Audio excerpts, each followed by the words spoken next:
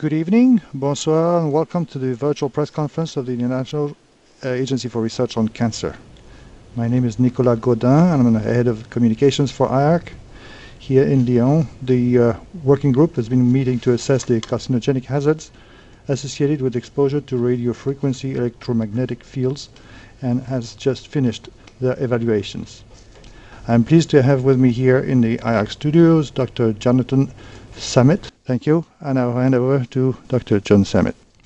Thank you, and good evening. I'm going to briefly summarize the work of a group of 31 international scientists carried out over the last 8 days here in Lyon.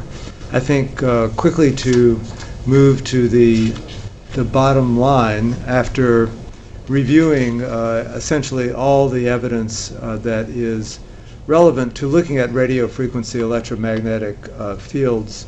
The working group classified radio frequency electromagnetic fields as possibly carcinogenic to humans.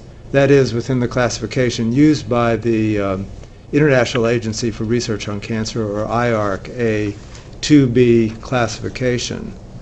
The working group reached this classification based on its review of the human evidence coming from epidemiological studies showing an increased risk for glioma, a malignant type of brain cancer, in association with wireless phone use.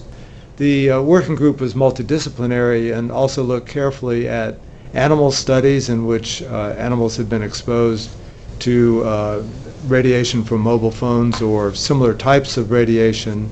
There was evidence, limited evidence, of an association of cancer risk with that exposure. We also carefully considered the sources of exposure of populations to radio frequency electromagnetic fields, the nature of these fields as they come from various devices, including wireless phones. So I think with that summary, I'll turn things back to you and your questions. Thank you, Dr. Sammet. Next, Jeff Waters from Australian Broadcasting. Good morning. Thank you for taking the question. There hasn't been any mention so far as I've heard, and please correct me if I'm wrong, of telephone towers, mobile telephone towers, and their effects on human health. Given what the classification that you've given should we conclude that mobile telephone towers are also included in the possible risk?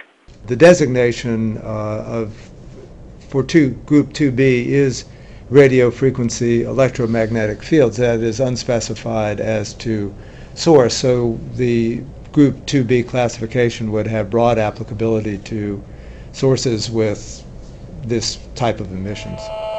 Okay, the reason we're told not to hold the cell phone next to our head is because it's constantly emitting microwave radiation, and as you move it away you can see the level goes down.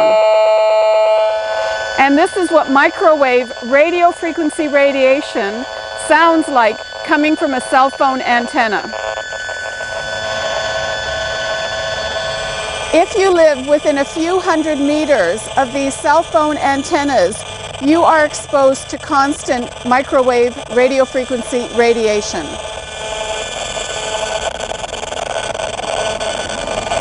And this is 11,000 microwatts per meter squared.